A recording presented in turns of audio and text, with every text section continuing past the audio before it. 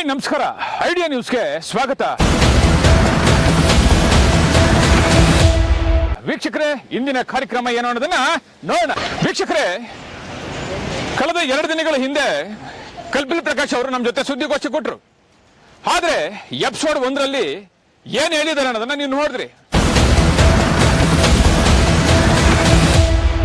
ಮುಂಬರುವ 2028ಕ್ಕೆ ಏನಾದ್ರು ವಿಧಾನಸಭಾ ಚುನಾವಣೆ ಬಂದ್ರೆ ಯಾವ ರೀತಿ ಮಾಡ್ತಾರೆ, ಇಷ್ಟಕ್ಕೂ ಹೇಳಿದ್ದೇನು ಬನ್ನಿ ನೋಡೋಣ. ನಾನು ಯಾರನ್ನು ಭಿಕ್ಷೆ ಕೇಳೋನಲ್ಲ, ಯಾರ ಹತ್ರ ಹೋಗ್ಬಿಟ್ಟು ನಾನು ಮಾಡ್ರಪ್ಪ ಅಂತ ಕೇಳ್ಕೊಡೋನಲ್ಲ. ಮರ್ತಿದ್ದಾರೆ ಅಂತ ಹೇಳಿದೆ. ನಾನು ಮಾಡಲಿಲ್ಲ ಅಂತ ನಾನು ಹೇಳಿಲ್ಲ.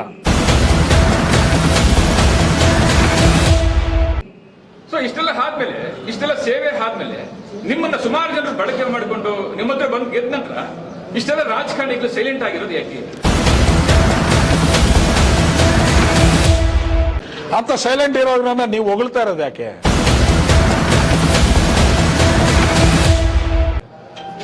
ಹೊಗಳುವಂತ ವಿಷಯಕ್ಕೆ ಬಂದಾಗ ಅಲ್ಲ, ಅಂತ ವ್ಯಕ್ತಿಗಳನ್ನ ದೇವರು ಪುಣ್ಯಾತ್ಮ ಇಷ್ಟು ದಾನ ಧರ್ಮಗಳು ಮಾಡ್ತಾ ಇದ್ದಾರೆ, ಹೊಗಳ್ತಿರಲ್ಲ. ಅಂತ ವ್ಯಕ್ತಿಯಲ್ಲಿ ನೀವು ಯಾಕೆ ಹೊಗಳ್ತೇವೆ? ನಿಮ್ ಪ್ರತಿಯೊಬ್ಬರು ಸಹ ಮೀಡಿಯಾದಲ್ಲಿ ಏನ್ ಬರ್ತದೆ ನಂಬುತ್ತಾರೆ, ಅದನ್ನ ನಂಬುತ್ತಾರೆ. ಐಡಿಯಾ ಮಂಜು ನ್ಯೂಸ್ ಮಾಡ್ತಾ ಇದಾರೆ ಅಂತ ಹೇಳಿದ್ರೆ ಐಡಿಯಾ ಮಂಜುಯಿಂದ ಕೆಲವು ಮಾಹಿತಿ ಸಿಗ್ತದೆ, ಸತ್ಯಾಂಶ ಸಿಗ್ತದೆ, ನೋಡ್ತಾರೆ. ಅಂತವ್ರು ನೀವ್ಯಾಕೆ ಹೊಗಳ್ತಾ ಇದ್ದೀರಿ? ಸಮಯ ಬಂದಾಗ ಅಲ್ಲ, ಅವ್ರು ಮಾಡಿರೋ ಸೇವೆಯಲ್ಲಿ ಹೊಗಳ್ಬೇಕು, ಮಾಡದೇ ಇರೋ ಸೇವೆಯಲ್ಲ ಯಾಕೆ ಹೊಗಳ್ತೀರಿ? ಕಲ್ಪಿಲ್ ಪ್ರಕಾಶ್ ಅವರು ಏನ್ ಮಾಡಿದ್ರೆ ಅದನ್ನು ನಾವು ತೋರಿಸ್ತಾ ಇದೀವಲ್ಲ. ಕಲ್ಪಿಲ್ ಪ್ರಕಾಶ್ ಮಾಡಿರೋದನ್ನ ತೋರಿಸಿ. ಕಲ್ಪಿಲ್ ಪ್ರಕಾಶ್ ಜೊತೆಲಿ ಇರೋರಿಗೆಲ್ಲ ಬಂಗಾರ ಕಿರೀಟ ಇಟ್ಟಿರೋದಂತ ಹೇಳಿದ್ರೆ ನಂಬುತ್ತಾರೆ ಯಾರಾದ್ರು? ವಾಸ್ತವ ನಾವು ತೋರಿಸ್ತೀವಿ. ಈಗ ಕಲ್ಪಲ್ ಪ್ರಕಾಶ್ಗೆ ಒಳ್ಳೆ ಸ್ನೇಹಿತರಿದಾರಪ್ಪ, ಒಳ್ಳೆ ಆತ್ಮೀಯರಿದಾರಪ್ಪ, ಅವ್ರು ನಂಬಿದ್ರೆ ಅವ್ರ ಕಷ್ಟದಲ್ಲಿ ಸುಖದಲ್ಲಿ ಅವ್ರ ಕೈಲಾದಷ್ಟು ಅವ್ರ ಜೊತೆಯಲ್ಲಿ ಇರ್ತಾರಪ್ಪ ಅಂದ್ರೆ ಅದನ್ನ ನಂಬ್ತಾರೆ. ಅವ್ರ ಕಷ್ಟದಲ್ಲಿ ಅವ್ರ ಕೋಟಿಗಳು ಕೊಟ್ಬಿಡ್ತಾರೆ ಪ್ರಕಾಶ್, ಇಲ್ಲ ಅಂತ ಲಕ್ಷ ಕೊಟ್ಬಿಡ್ತಾರೆ. ಇಲ್ಲ ಹೋದ ಕಡೆಗೆಲ್ಲ ಧರ್ಮಸ್ಥಳಕ್ಕೆ, ತಿರುಪತಿಗೆ, ಎಲ್ಲಿಗೋದ್ರು ಫ್ರೀ ಬಸ್ಗಳು, ಬೆಸ್ಟ್ ಬಸ್ಗಳು ಬೇಕು, ಪಂಚಾಯತ್ ಕೊಟ್ಬಿಡ್ತಾರೆ ಅಂತ ಹೇಳ್ಬಿಟ್ಟು ಸುಳ್ಳೇ ಇದ್ರು ನಂಬುತ್ತಾರಲ್ಲ ನನ್ನ. ಸರ್, ಎಲ್ಲೋ ಒಂದು ಕಡೆ ಕಾಂಗ್ರೆಸ್ ಇರ್ತಕ್ಕಂಥ ಸಮಾಜ ಸೇವಕರು ಆದಿನಾರಾಯಣರವರು ನಿಮ್ಮನ್ನ ಅವಾಗ ಹೊಗಳ್ತಾ ಇರ್ತಾರೆ. ಮಾತಾಡಿ ಕೂಡ ಮಾಧ್ಯಮದಲ್ಲಿ ಕೂಡ ಹೇಳಿದ್ದಾರೆ, ಕಲ್ಪಿಲ್ ಪ್ರಕಾಶ್ ಅವರು ನಮ್ಮ ಜೊತೆ ಇದ್ದಾರೆ, ಅವರು ನಮ್ಗೊಂದು ಒಳ್ಳೆ ಕೆಲಸ ಮಾಡಿದ್ದಾರೆ, ಒಳ್ಳೆ ಸ್ನೇಹಿತರು ಅಂತ ಹೇಳ್ತಾ ಇದ್ದಾರೆ. ನಮ್ಮ ಜೊತೆಯಲ್ಲಿದ್ದಾರೆ, ನಿಮ್ ಜೊತೆಯಲ್ಲಿದ್ದಾರೆ ಅಂತ ಎಲ್ಲೂ ಹೇಳಿಲ್ಲ. ಪಕ್ಷಕ್ಕೆ ಬರ್ಮಾಡ್ಕೊಂತೀವಿ, ಜೊತೆಯಲ್ಲಿದ್ದಾರೆ ಅಂತ. ಹೌದು, ತಪ್ಪೇನಿದೆ? ಅವ್ರು ಕೇಳೋದ್ರಲ್ಲಿ ತಪ್ಪೇನಿದೆ? ತೀರ್ಮಾನ ತಗೊಳ್ಳೋದು ನಂದಲ್ವಾ? ಇನ್ ಕೇಸ್ ಏನಾದ್ರು ಮುಂಬರುವ ದಿನಗಳಲ್ಲಿ ಆದಿನಾರಾಯಣರವರಿಗೆ ನಿಮ್ಮ ಬೆಂಬಲ, ನಿಮ್ಮ ಸಪೋರ್ಟ್ ಏನಾದ್ರು ಆಗ್ಬೋದಾ? ನಮ್ಮ ಸ್ನೇಹಿತ ಹಿತೇಶ್ ಏನಾದ್ರು ಹೂ ಅಂದ್ರೆ ನಾನು ಅದಕ್ಕೆ ರೆಡಿ. ಹಿತೇಶ್ ಏನಾದ್ರು ಹೂ ಅಂದ್ರೆ ನಾನು ಅದಕ್ಕೆ ರೆಡಿ.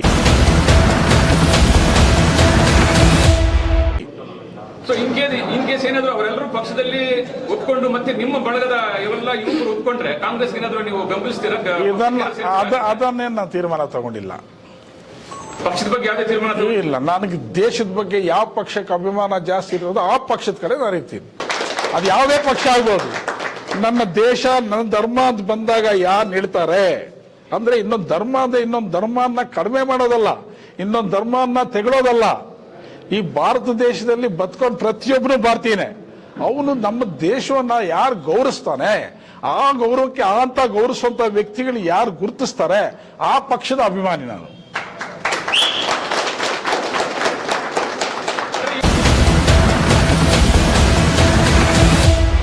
ವೀಕ್ಷಕರೇ, ಮುಳುಬಾಗಿಲಿನ ಇಂಚಿಂಚು ಸುದ್ದಿಗಳು ನೋಡಬೇಕಾದ್ರೆ ಐಡಿಯಾ ನ್ಯೂಸ್ ಅನ್ನ ಸಬ್ಸ್ಕ್ರೈಬ್ ಮಾಡಿ, ಶೇರ್ ಮಾಡಿ, ಲೈಕ್ ಮಾಡಿ.